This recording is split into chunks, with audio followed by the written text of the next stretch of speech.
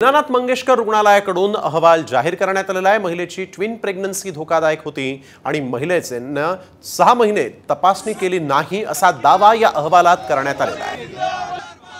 या ठिकाणी जोरदार घोषणाबाजी जी आहे ती गर्भवतीचा मृत्यू दीनानाथ मंगेशकर रुग्णालयाने जबाबदारी झटकलेली आहे। महिलेची ट्विन्स प्रेग्नन्सी जी आहे ती धोकादायक होती असं रुग्णालय प्रशासनाने म्हटलं आहे। महिलेने 6 महिने तपासणी केली नाही, ॲडव्हान्स मागितल्याच्या रागातून तक्रार केली असल्याचं म्हटलंय।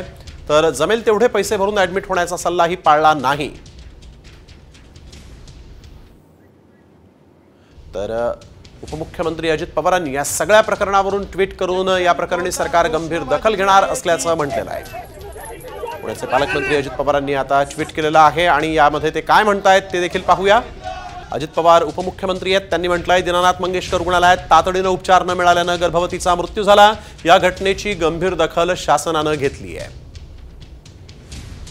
आरोग्य विभागाने तज्ञ डॉक्टरांचा सहभाग असलेल्या समितीमार्फत या प्रकरणाची सखोल चौकशी करण्याचे आदेश दिले आहेत। मी स्वतः जिल्हाधिकाऱ्यांना ही चौकशी तातडीने पारदर्शक आणि निष्पक्षपणे पूर्ण करण्याच्या सूचना दिल्या आहेत। रुग्णालय प्रशासनाने त्यांचं म्हणणं मांडलं असलं तरी संबंधित सर्व घटकांचा विचार करून योग्य ती कारवाई केली जाईल।